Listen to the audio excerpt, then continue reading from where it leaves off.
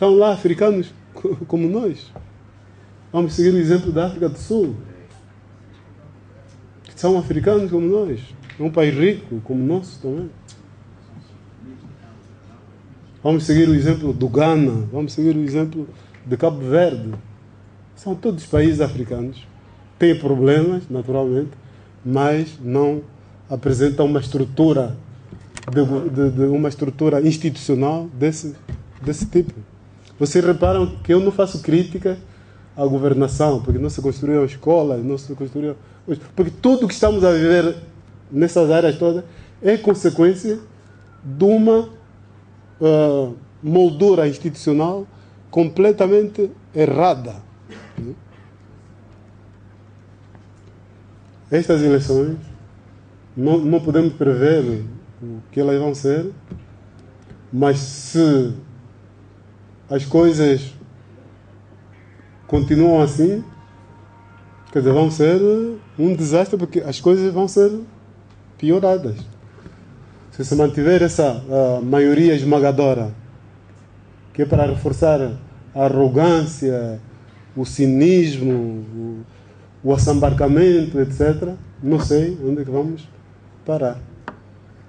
Se calhar em setembro já não poderão ouvir uma conferência dessas. Na rádio já não ouvem, mas se calhar numa sala dessas talvez já não poderão ouvir. Mas tudo isso porque estamos aí para uma eleição tipo, como escrevi hoje, um jogo de futebol em que uma baliza é de 1 metro, dificilmente se pode marcar um golo, né? E a outra baliza tem 10 metros. Porque tem a rádio, compraram jornais, tem o dinheiro, tem tudo. E ainda quando os outros partidos procuram dizer qualquer coisa, ameaçam, e os partidos têm que recuar, coitados. Tem que terminar mesmo. A terceira alternativa contrapõe-se à primeira alternativa, que é isso que vivemos, contrapõe-se à segunda alternativa, que é ir para a violência para acabar com isso. Mas eu chamo a atenção no livro que se os que defendem a primeira alternativa insistirem assim, não é? Haverá adiamentos, porque as pessoas em Angola estão cansadas de tanta guerra. Haverá adiamentos 1 ano, 2 anos, 3, 4, 5, mas depois as coisas vão arrebentar mesmo. Porque ninguém vai suportar isso por 100 anos, nem 10 anos. Eu quando chamei a atenção aqui na Conferência da Almunga em 2009, que aquele golpe que estava a ser dado poderia dar problemas, ainda não tinha havido Líbia, não tinha havido Egito. O Egito, por exemplo, é mais recente, a tal ditadura sofisticada que é a que nós vivemos aqui no Egito, vivia-se há menos tempo. Se bem que, se calhar não estou a falar bem, porque essa ditadura até acentuou-se mais no período de paz. Vocês são miúdos, alguns, nasceram há pouco tempo. Mas os mais velhos sabem que durante a própria guerra havia muito mais democracia do que agora.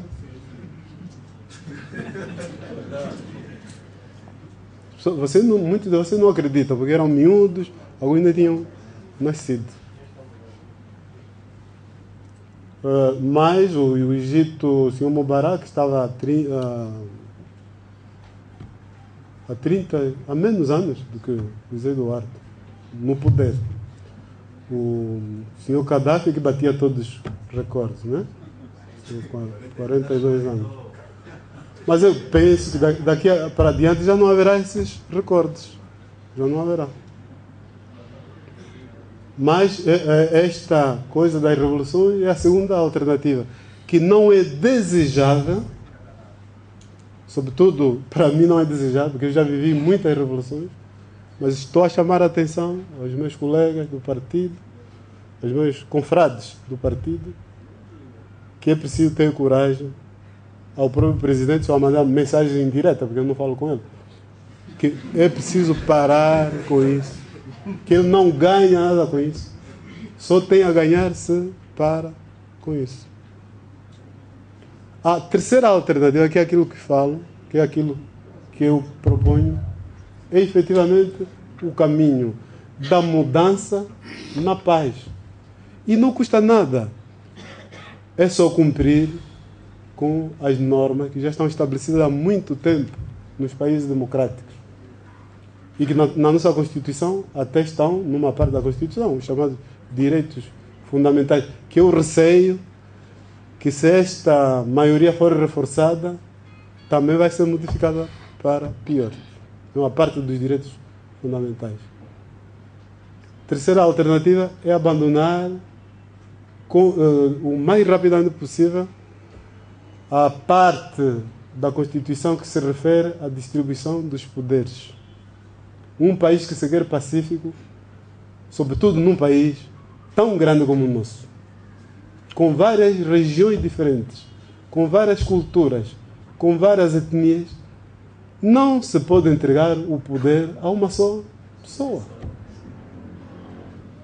que nomeia os juízes, que nomeia não sei quantos, né? Os governadores. Né? Quer dizer, não pode. Isso cria tensões. Isso cria tensões. Por que os grandes países funcionam? Os Estados Unidos. Porque é uma descentralização. É um Estado com vários estados. Cada governador é praticamente um chefe de Estado na sua região. Então isso tira a tensão diária, e ajuda a resolver os problemas locais com maior facilidade. E eu tenho autoridade para dizer, porque eu já fui governador, para dizer que muitos governadores atuais são grandes trabalhadores, mas não podem fazer mais, não podem dizer, né? Porque se eu dizer, vão perder o cargo, né? Mas eu, como não tenho cargo nenhum e nem preciso, vou dizer. Muitos governadores são grandes trabalhadores, mas o resultado não aparece, porque para fazer uma coisa importantíssima, uma coisa importante, por mais pequena que seja, tem que ser a ordem lá de cima. É este país que nós queremos? Não. Então, a terceira alternativa é abandonar esses métodos pacificamente e o mais rapidamente possível. Não termos um presidente ultrapoderoso e ainda por cima nem é eleito diretamente. É que nem sequer no parlamento ele é eleito.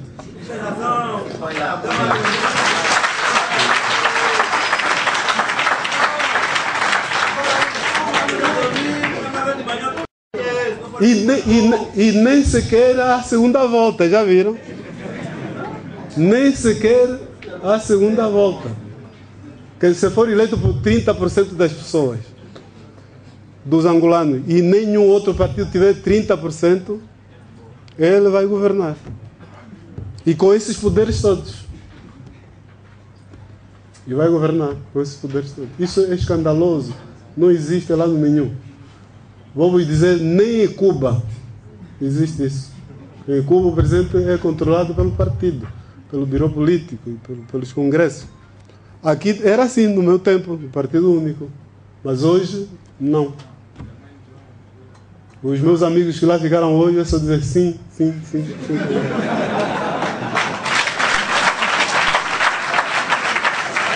Eu não estou a culpá-los, não estou a culpá-los. Porque, na verdade, o grande culpado disso é o presidente que criou essas situações e que, se tu falares, tu sais. Perdes o teu lugar. Muitas vezes você já não tem o teu emprego há não sei quantos anos, né? Eu que fui esperto, fui já preparando. Fui fazendo o meu mestrado. Fui começando a dar as minhas aulas, não sei o quê. Hoje já não dependo de ninguém. Também porque não gasto muito. Não gasto muito. Se eu gastasse muito, é evidente que tinha que arrastar-me outra vez, né? Para voltar. Eu já tinha voltado há muito tempo, não tenho dúvidas. Já seria um governadorzito, um embaixadorzito, um deputadozito, silencioso, né? Quando eu estava lá como deputado nos últimos anos, lá na Assembleia, era só ficar calado. No grupo parlamentar, é só ficar calado. Mas eu falava cá fora, porque eu sou cidadão angolano, né? Tive uma sanção, que é não voltar para lá. Mas estou aqui, né? Só não estou gordo porque não quero engordar.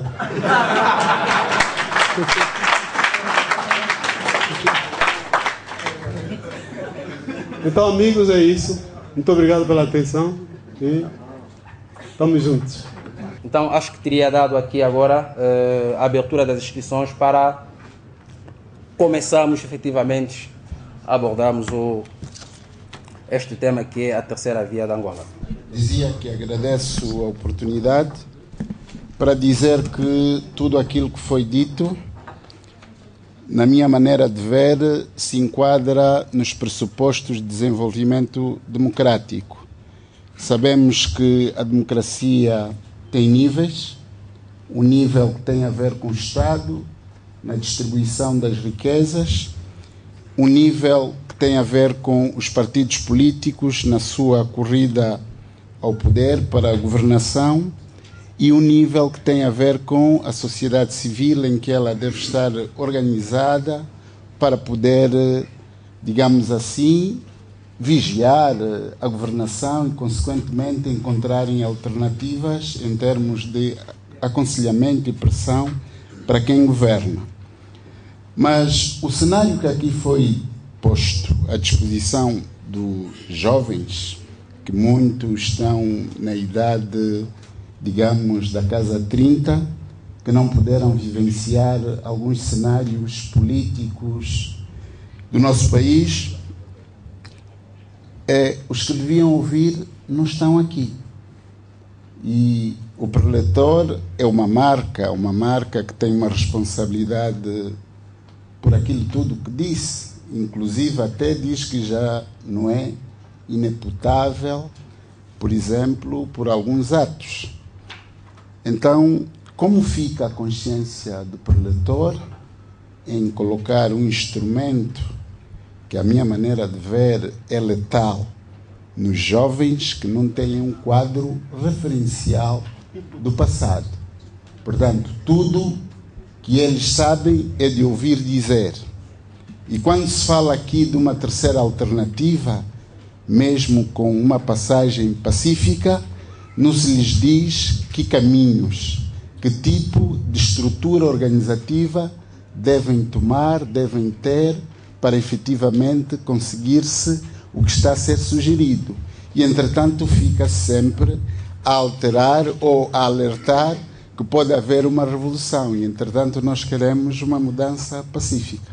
Portanto, eu gostaria era de tentar ouvir de si que caminhos e como fica a consciência do preletor nessa ação, de um lado ter um incauto e do outro lado, portanto, de quem devia, mas não está. Obrigado.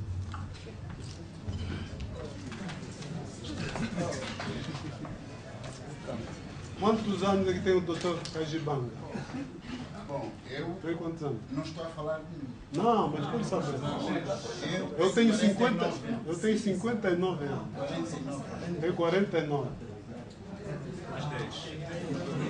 Achas que as pessoas com 30 anos são crianças? Discordância total.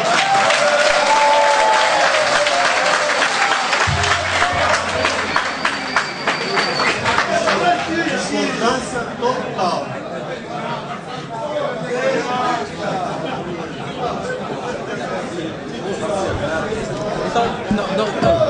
Então, não é 5 depois que é a resposta. Exato, 5 depois a resposta. Ok, exato. Exato. Acho que em seguida seguida, o nosso método passa aos 5 que vão intervir. Exato. Doutor Tuca Manuel.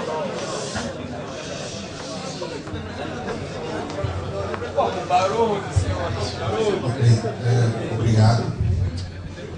Obrigado. Nós estamos aqui num debate tendencialmente democrático e tendencialmente cívico. Em primeiro lugar, quero agradecer ao professor Marcolino Moco, de quem eu prezo, e a essa plateia que está aqui, e agradecer de facto aos benguelenses por essas aberturas que têm havido, porque isso não acontece em todo lugar.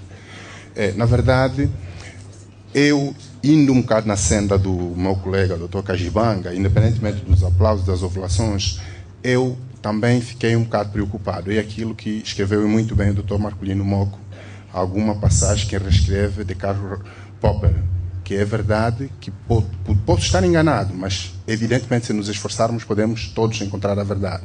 A minha preocupação é a mesma, é que passou aqui uma informação que merecia ser ancorada numa história real, e muitos desses jovens provavelmente não têm a história real, e inclusive referenciou-se de alguns aspectos com um dos quais concordo muito, que é o último, quando dizia que, de facto, no passado, o governo era uma espécie de monitoria, era monitorado, era controlado pelo Comitê Central, pela direção do partido. E isto é evidente e faz parte da história. Essa é uma história que talvez muitos jovens podem não saber. Eu concordo perfeitamente. Mas também era importante que o doutor Marcolino Moco, independentemente da réplica que já deu ao meu colega, eu repito mesmo, que tentasse fazer uma pincelada do quadro histórico do país e tentar buscar algumas hipóteses de razão para que algumas coisas provavelmente possam acontecer assim e a partir das quais o Dr. Marcolino Moco, como terceira alternativa, pode sugerir sem dizer, com esta não concordo. Eu vou dar um exemplo concreto disto. Muita gente, às vezes, coloca a ideia do poder centralizado. E um dos aspectos que aparece na nossa Constituição é o sistema eleitoral de representação proporcional, que ele é uma âncora desse tipo de centralização do poder, porque quem ganha as eleições tem o direito de estar representado no Parlamento e ainda, nesta altura, já nessa nova fórmula, inclusive indicar o presidente e o vice-presidente. Essas informações do sistema eleitoral de representação proporcional era importante também a juventude saber e a partir daí começarmos a desconstruir os desvios que podem servir de elemento suficiente para a juventude começar a entender que, afinal de contas, há como que, e é verdade que no seu livro está claro, também faz uma menção aos próprios partidos de oposição, a responsabilidade que devem ter. E participaram ou participam das aprovações de muitos desses sistemas. E era importante que nós, a juventude, ouvíssemos um bocado do mais velho. Eu agora toco no mais velho, o mais velho é Soba, eu também, inclusive, por coincidência, sou. Eu, nessa altura, deleguei o meu poder também, e era para dizer um bocado aos miúdos, porque nós, da autoridade tradicional, somos do mundo doméstico. O mundo doméstico, a sua legitimidade é uma legitimidade que encarna no exemplo. Então, aqui eu gostaria que o mais velho nos desse algum exemplo do que é que devia ser melhor a posição dos partidos políticos em relação ao sistema de representação proporcional, que ele tem sido a base de muitos problemas. O pior é que alguns partidos ficam nele, no Parlamento, aprovam muitas dessas leis e quando vêm cá para fora querem acusar assim, de forma crua, como que o problema fosse exclusivamente de algumas pessoas e não do sistema. Na verdade, concordo muito bem consigo ao dizer que, de facto, temos que analisar os sistemas devem ser analisados, mas aqui agora eu tenho um receio em relação a algumas analogias que fez. Porque, por exemplo, fez a analogia de Timor-Leste. De Timor-Leste, que eu saiba, que eu conheço também um bocado, eles têm, inclusive, uma parte de gestão do seu produto interno bruto, ou da fonte, de uma das fontes do produto interno bruto internacionalizada. Produto interno bruto. Uma das fontes do produto interno bruto. Então, assim, isso já não é democracia. Então, vocês vieram para cá fazer ovulação ou para ouvirmos? Quero dizer que uma das fontes do produto interno bruto de Timor-Leste, a sua gestão internacionalizada. E talvez gostaria que o doutor Marcolino Moco também nos desse uma pincelada para a juventude entender, porque provavelmente aqui não há uma analogia muito direta, enquanto que o nosso petróleo é gerido internamente.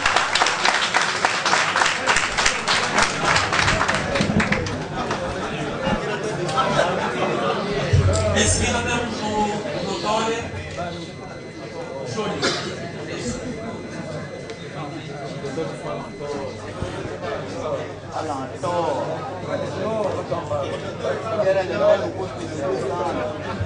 Atenção, se é eu que acho que nós imprimimos aqui uma regra de convivência, né? Isso nos caracteriza como angolanos, né? Não só como seres. Então, o conceito da respeitabilidade, faz favor. Okay. Doutor Júlio? Sim. Quero agradecer a oportunidade que me é dada, em primeiro lugar. Em segundo, quero mesmo agradecer ao Munga que traz aqui Estrela do MPLA, em que dificilmente vem em Benguela e num debate como este. E aqueles que chegam aqui, dissemos que cresceram, porque o crescimento tem 4 dimensões. E eu posso defini-la no sentido mais concreto: crescimento espiritual, crescimento físico e crescimento intelectual. E acho que aquele que cresce deve manifestar essa vontade. Para o doutor Marculino Moco, eu digo que aqueles que perdem medo também cresceram.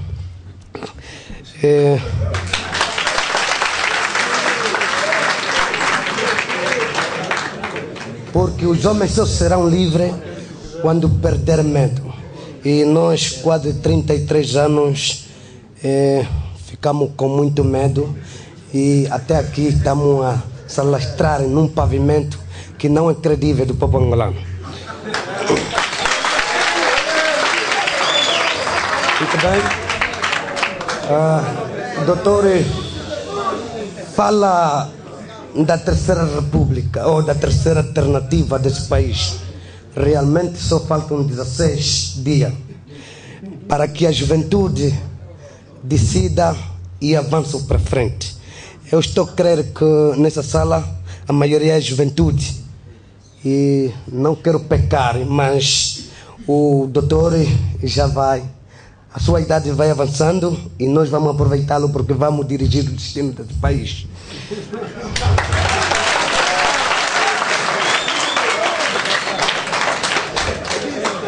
E como jovem e aquele que vão dirigir, estamos aqui presentes, dizer que vamos avançar e queremos a vossa coragem.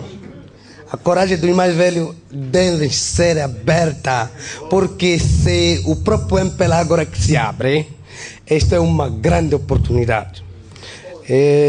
Doutor, a minha preocupação para essa juventude toda, em que eu lidero uma associação, é qual é a maneira. O doutor fala não revolução, não manifestação, mas o faraó que temos em Angola é gigante.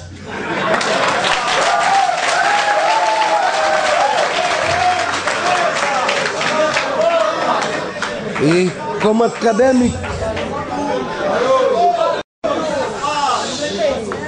acadêmico brilhante, qual é a maneira de lhe tirarem no poder? Obrigado.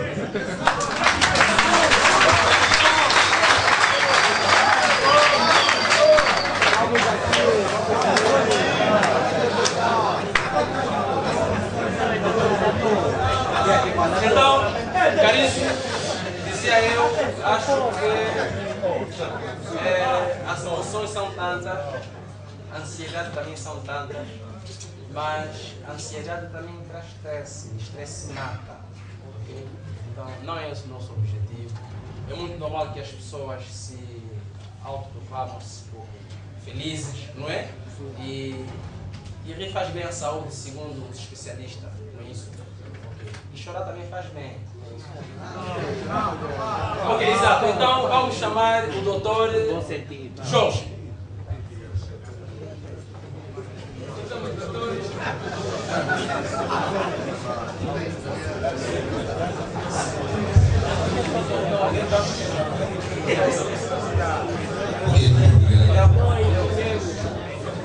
Muito obrigado pela explanação do doutor Marculino Moco.